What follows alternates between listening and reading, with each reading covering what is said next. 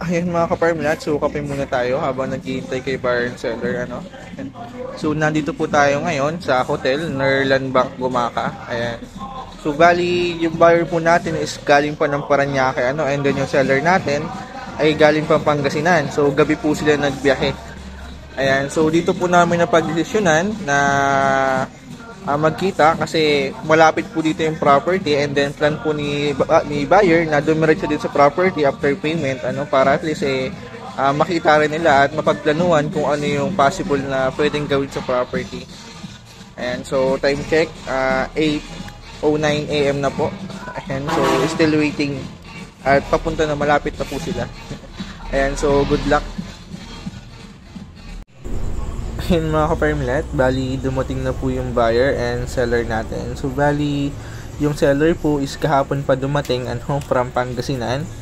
Nag-hotel muna sila dito sa Lopez, and then ngayon lang po sila nagbiyahe dito sa Gumaka. And then thankful po ako dun sa buyer natin na kahit traffic, dumiretso po sila. So medyo traffic po ngayon dahil sa mga road construction. And then ayan, so bini-verify po muna nila yung documents. Bali, binabasa rin po muna yung deed of sale. So, ang nakakatuwa dito mga ka-farmlat is magkababayan lang po yung buyer and seller natin. So, same po sila, tiga Asingan, Pangasinan. And then, nakakatuwa dun mga ka-farmlat. So, napakabilis lang po nabenta itong property na to. So, after 2 days ko i-upload, so meron po agad tayong interested buyer na nag-viewing. And then, mga ka-farmlat, so nakakatuwa kasi yung buyer natin is galing pang Surigao, nagbakasyon.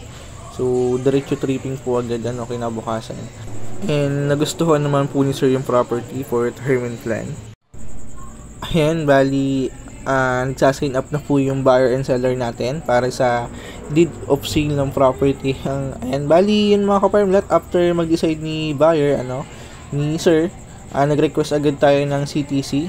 And ang good thing dun mga ka-farmlat, clear naman po yung CTC niya, clean title naman po kasi single, buhay seller, and then solo title po ito.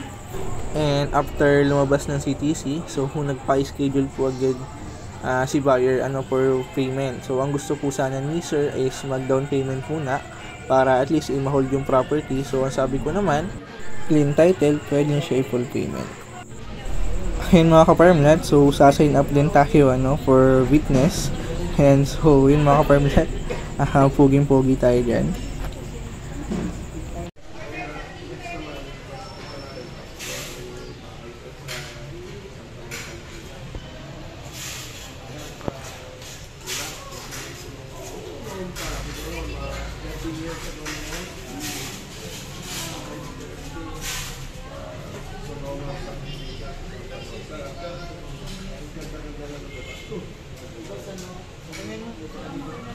Yan, so happy seller, happy buyer po tayo. So, nagpipicturan sila ngayon, ayan. Yes. Sige sir, okay po, happy. Yan, so happy seller, happy buyer po. Picturean ko din. Sige, wait lang. So, ayan.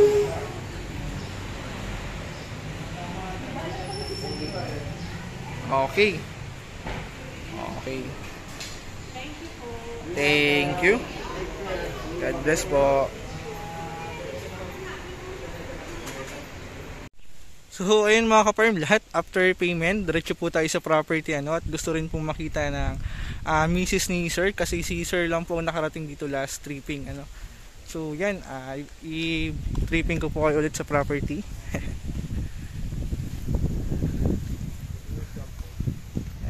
So yun mga ka-farm lahat, sila po yung buyer natin from Paranaque. Sir, medyo maulan may payong po kayo? Malakas na ulanin to sir so i-briefing lang po na flat na konti na after payment. So diretso po tayo sa property para maghanap ng portion na pwede bahayan ni buyer sa property So although medyo slow po yung property natin, and ang good news doon, nakahanap po tayo ng portion na pwede bahayan So ito po.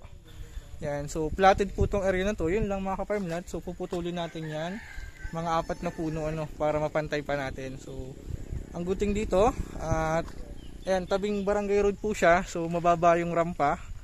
Ayan, so ito yung possible option po na nagustuhan ng buyer natin na pwede tayuan ng bahay ano. So for bakasyonan, and yun po for retirement plan. And yun mga ka-farmlat, ang good news dito, hindi ko na isama dun sa video, so overlooking po pala ito sa dagat, town proper ng Lopez ano. So napakaganda po ng view dito. So hindi lang natin ma-view ngayon kasi medyo masama ang panahon at inabot po tayo ng ulan.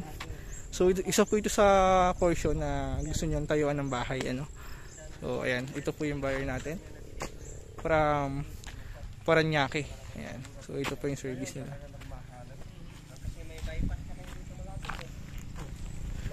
So yun mga ka-farmlat, and ang good thing doon, may dinedevelop po dito na bypass road ng Macalelon to Lopez ano.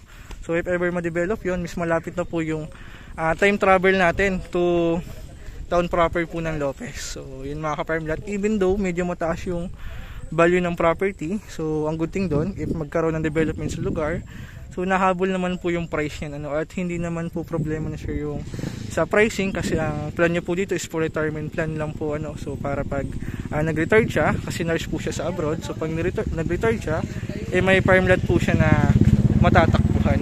So ayan. Grabe.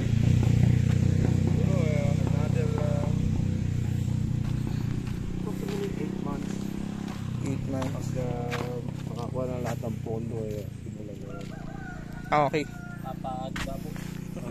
Ito na sir ang option natin. Ayan. Tignan muna natin ulit din ron. Okay, punta naman tayo doon sa kabila. Tignan natin yung sa kabila. Okay. Malalim masyado. Magkakapit pa mo tayo. Nagkahapit bahay na sir. And syempre, humingi din po tayo ng confirmation kung pwede upload tong video na kita yung mukha nila ano. So pumayag naman po si sir. In mga ka-farm chat, bali ito po yung second option natin na pwede gawa ng bahay ano. So although medyo slope siya, and ang good thing naman doon, tabing barangay road, so pwede tayong gumawa ng rampa ano kung sakali man. So two option po yan doon sa tatayo nila ng bahay, and then may papasili po sa inyo. So napakaganda po nito. Hindi ko lang alam kung magpapakita sa atin ano. So yun, i-view po natin yung town proper ng Lopez. Ayan, so kitang-kita po dito ang dagat, overlooking siya. Ayan. So yun, ang kagandahan dito mga ka-farm, lahat may street light po ito sa property ano. So kahit brown out, maliwanag sa property kasi solar po ito. Ayan, so napakaganda po nito for retirement plan mga ka-farmlat. So although medyo slope siya, and ang good thing naman doon, so pantay naman po yung baba nito ano. So dito lang siya nag-slope sa may tabi ng kalsada. Ayan. Yun. Napakahaba po ng frontage ito. Yun, so mga ka-farmlat, ang good thing dito, if magsawa kayo sa farm o magsawa tayo sa property, pwede nyo po itong subdivide na lote-lote ano, in future. Ayan, so balik na si capital, may income pa ano. So yun mga ka-farmlat, sir, happy. Happy yan. So bali si Ma'am Marie po, and then si Sir Bonifacio. Ayan, so buyer po natin from Paranaque po ano, sir. Okay, so happy naman po.